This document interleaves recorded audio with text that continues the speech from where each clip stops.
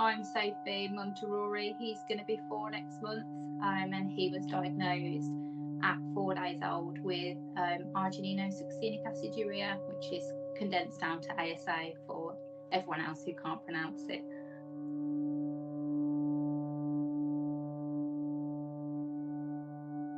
We had a normal pregnancy with Rory, really. He's my only little boy. I've got 2 older girls, so he was much wanted. Before he fell pregnant, before we knew, I kept saying, he's got to be a boy. He's definitely a boy. I could just feel it. He's going to just complete the family. And everything was fine. We had a normal birth and a normal pregnancy, and just everything went to plan. And then then everything changed after that, really. He was born fine. He was a little bit early, but only by a couple of days. So everything went to plan, and we had no idea that what was about to hit us was going to hit us, really. He was very sleepy when he was born, and I, being a sort of experienced mum, I sort of knew that something wasn't right, but I didn't know what it was. He was just really sleepy. He just didn't want to feed at all. He didn't want to breastfeed. Didn't want the bottle. Sort of whatever I did, no matter what time I tried, he just wasn't interested. And he just was so sensitive to light. He opened his, I think we've seen his eyes open maybe 3 or 4 times in 2 days. So he really didn't like opening his eyes. He really didn't like the light. And that continued really till 3 or 4 days. And I constantly expressed my worries to the health visitors. Even the morning that he was took ill, we had the health visitor come, and she come and done the PKU heel prick test. And I just said, he's really sleepy, and they just kept saying, it's his jaundice, that's all it is. Keep feeding, keep pushing feed, it's his jaundice. That's why he's so sleepy. He's just getting used to the world. They really sort of brushed my worries off, which sort of looking back now, really it makes you angry. But you think, how can the people testing for PKU not notice the signs? But they just sort of brushed it off and put it down to jaundice. So that was sort of, okay, well, we'll keep feeding then. And then he just had, on day 4, he had 2 ounces in about 8 hours. So he just wasn't eating. And then around about 2 o'clock in the afternoon, he started like grunting. And obviously then I was sort of, that's not normal. None of the other children had done it. It was just something just didn't sit right. I said, I'm not happy. So I phoned 111. And when I said about the grunting, they weren't sure whether it was like his breathing, so they sent an ambulance. And they came and they said, oh, he's fine. There's nothing wrong with him. His oxygen levels are fine, which he was, because he wasn't having difficulty breathing.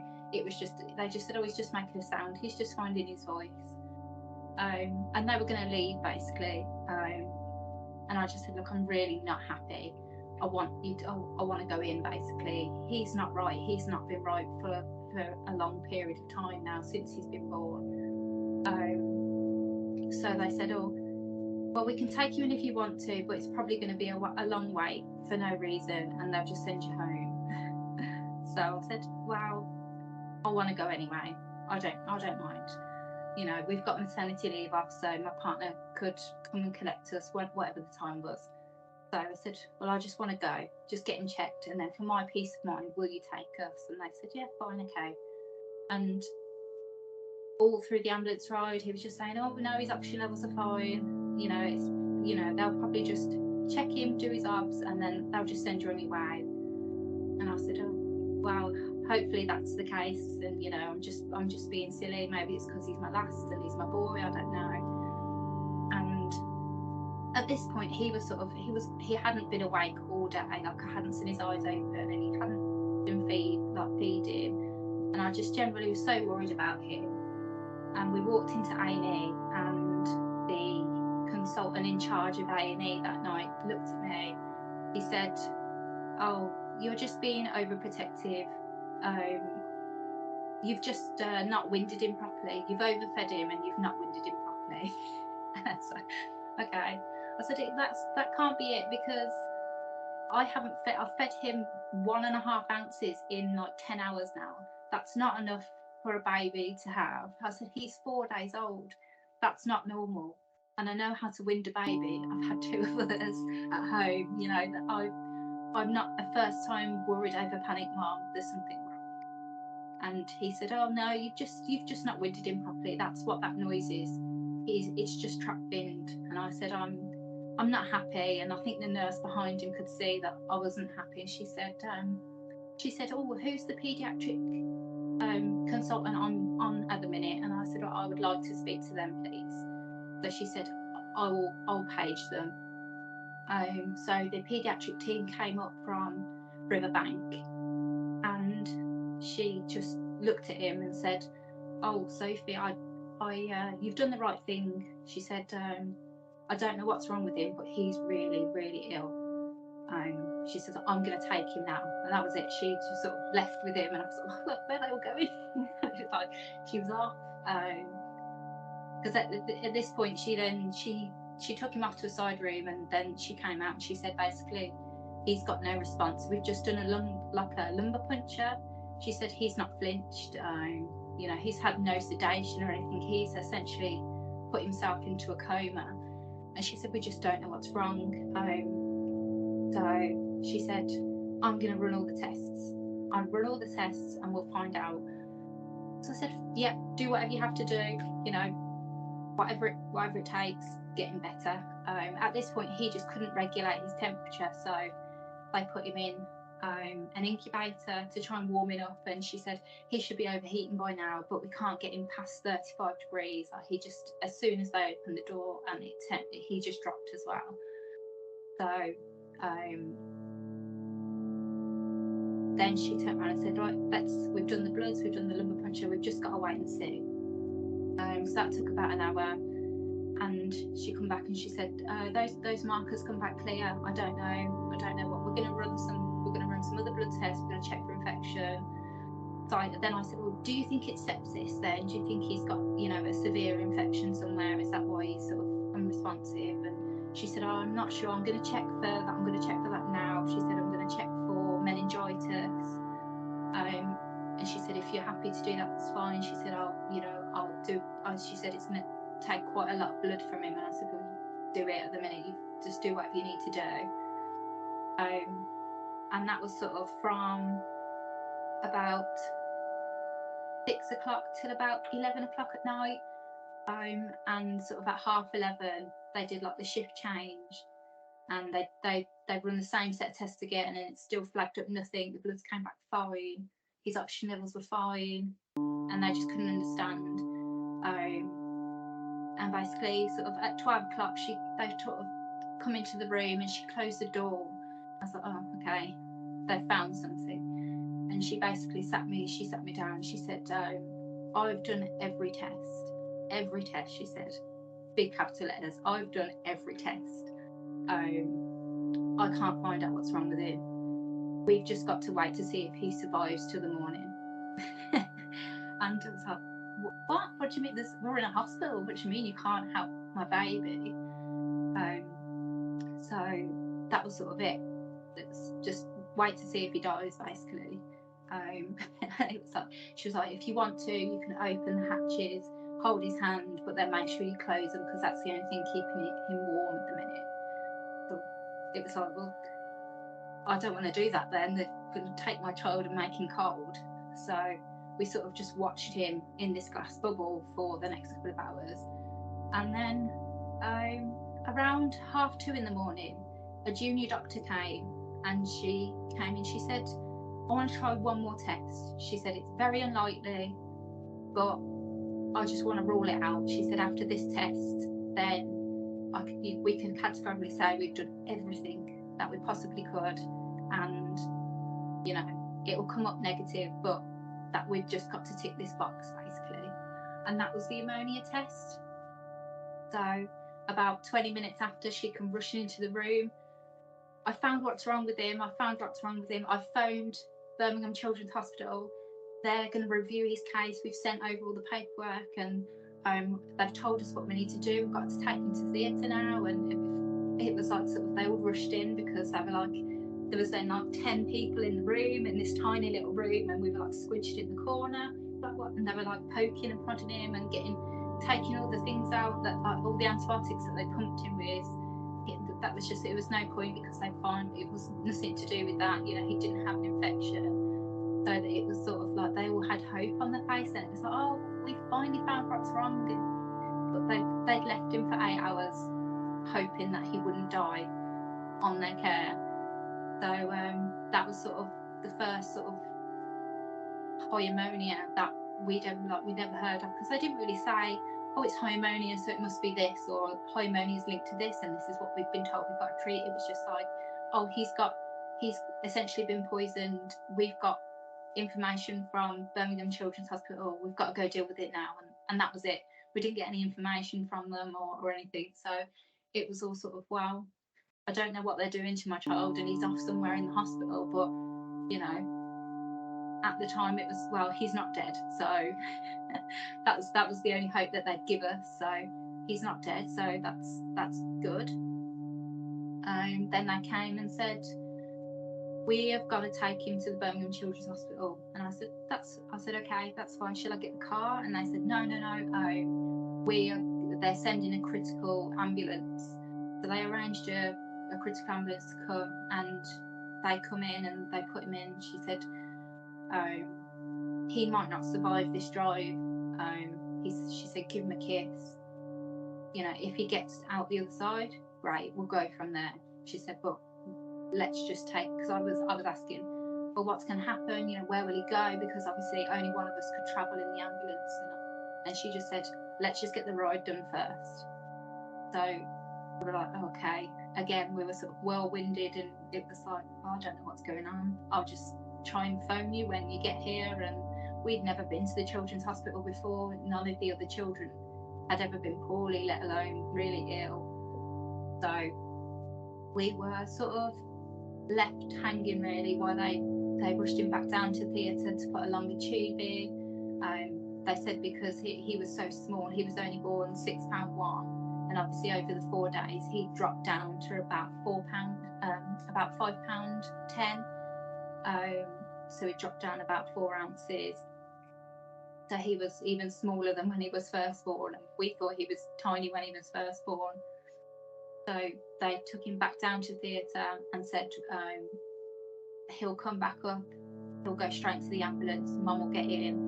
And then we had what felt like the longest drive in the ambulance I've ever imagined. It was around 8 o'clock, so it was rush hour, everyone was going to work, and I'd never wheeled so many cars out the way in all my life. I was like, oh, I just wanted them to just move. I thought, what could be so important that my baby can't get through this traffic? And it was, I don't think I unclenched my jaw the entire time.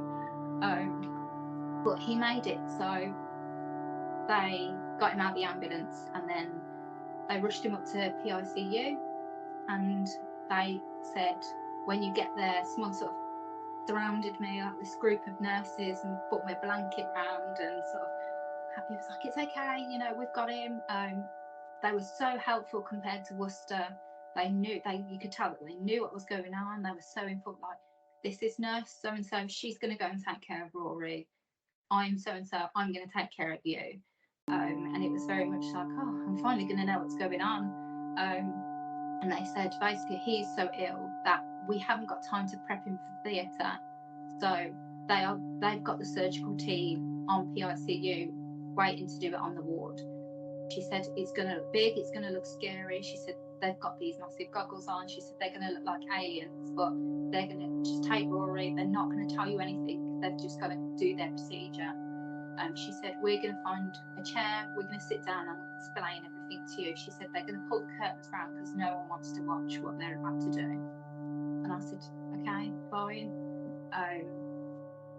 And they sat us down and they said, basically, he's got to go on dialysis. They've they've got to put a line in his main artery, CVL, I think it's called, CVR, something like that. She said they've got to do it because without this intervention he'll die. She said, but the machine is so strong, it's meant to be for children over the age of 4. She said it might just overwhelm his organs to a point where his body will shut down more than it is and he won't survive. She said if he does survive the cleaning, she said that V-line is so fragile that could rip out his artery and he could bleed out and die. So it's sort of caught between a rock and a hard place, whether if I don't try, he could die. If they try it, he could die. But what choice do you make there? It was better to try, and you know, maybe it wouldn't be successful, but if we didn't try, then it would definitely be unsuccessful. So it was sort of making the impossible decision to give them the go ahead to do what they thought they needed to do. So they did, and luckily he was on for 18 hours, and they never had to revive him. So he held his own, and the nurse came. She said, "Oh, he's so strong. He's so small, but he's so strong."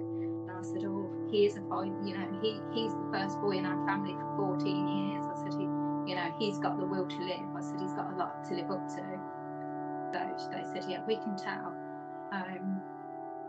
And sort of the dialysis went really well. His numbers for ammonia, they went up to about 800 to 825, and then they slowly dwindled down over about the 2 days. I think they got it down to about 400, and they were sort of saying that we're happy with how it's going, but we wish it was going a bit faster. They did a brain scan as well because his numbers were so high and they couldn't get it down quick enough, that they were worried that he might be either completely brain damaged. So they did a scan, but the scan come back clear and said they couldn't see any visible damage, so that was good. And we spent then 8 days in PKU, in PICU, sort of just weaning him off everything, all of sort of he was on really strong painkillers because obviously he had to lie still, and for a newborn he was just fighting with his tube constantly. He just wanted to rip everything out. He pulled numerous cannulas out of his hands were all black and blue, because he just wasn't happy. He just wanted to get everything off him. He was so fidgety. They just kept saying, "We can't give him any more sedation. He's on the edge and he's still fighting." So they were like, "He's definitely gonna, he's gonna win this battle, Mom." And it was really nice that we were such taken care of there. Around day 4, we finally sort of met the doctors on a one-to-one basis, and they said, come off the PICU ward, let's get you out of here." He said, "Let's go down to one of the family rooms. We've got Rory's diagnosis." So they sat down and they just said, "He has got ASA. This is what life might look like. Worst case scenario, this is what life might look like. Best case scenario."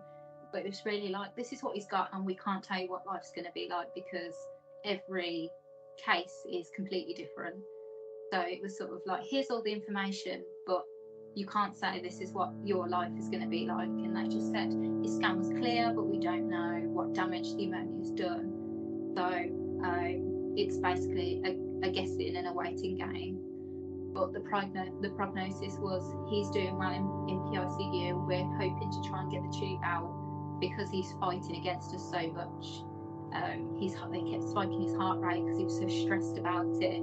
And they said, "Oh, he's just not playing ball with us. He wants out and we can tell."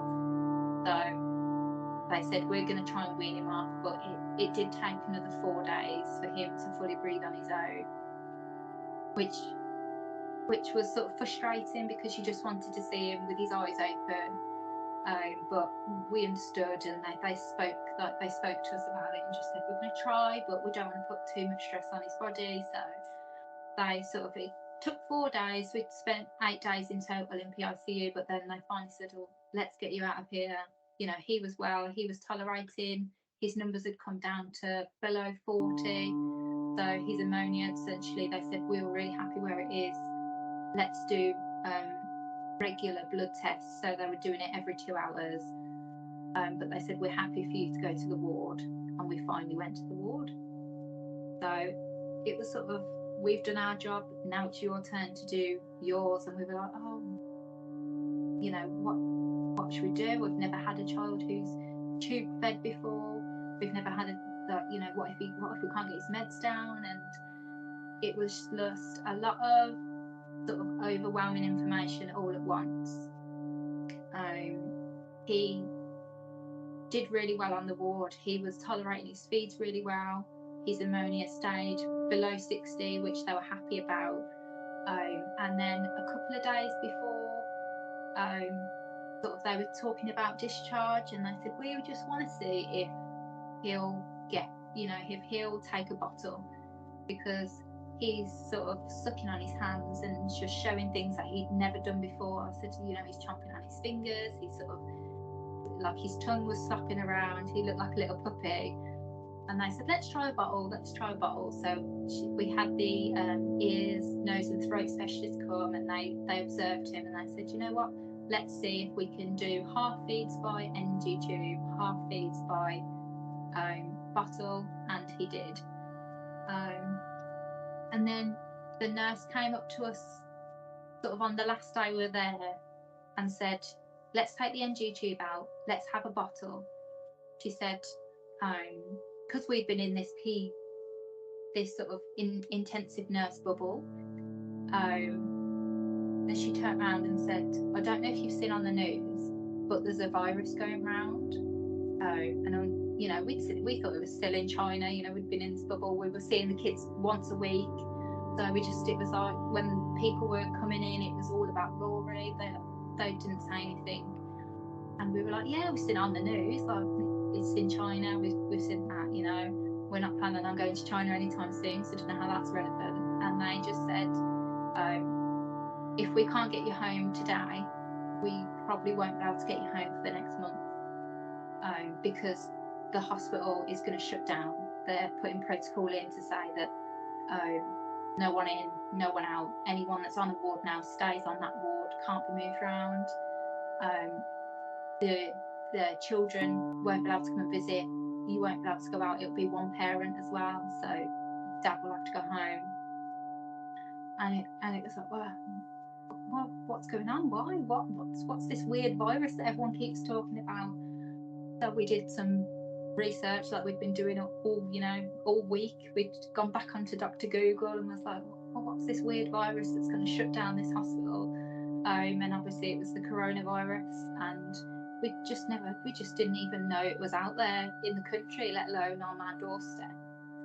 So they took one last reading and they said, let's take a chance. She said, if you struggle at home, come back. She said, but let's try and get you home because you've been away from home for too long. So we did. We went home that day. We went home on the 19th of March, and then a couple of days later we went into national lockdown and everything stopped. So it was sort of like you'd lost all your connections, and we were worried about bringing this £6 baby home with all these care needs and not knowing that even helpers couldn't come anymore. It was a lot to sort of take in, but I think hopefully we did cope. But he's happy and well at the minute, so I presume we did all right.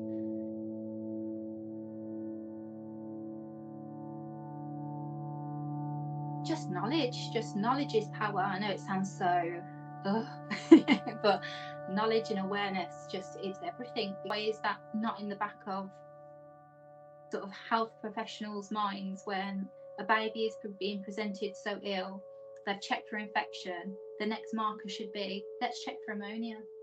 Why not? You know, even if we save one other parent that year, surely a few tests that come back negative are worth that one that does come back positive. And if they check the ammonia with Rory sooner, he might have not been so delayed. Obviously he's got a lot of input now, like speech and language, and he's gonna have physio as well, because he's so sort of delayed compared to his peers. So it just doesn't make sense that ammonia is the last thing, sort of a last ditch attempt just to tick off a box. It should be much higher on the tick list, really.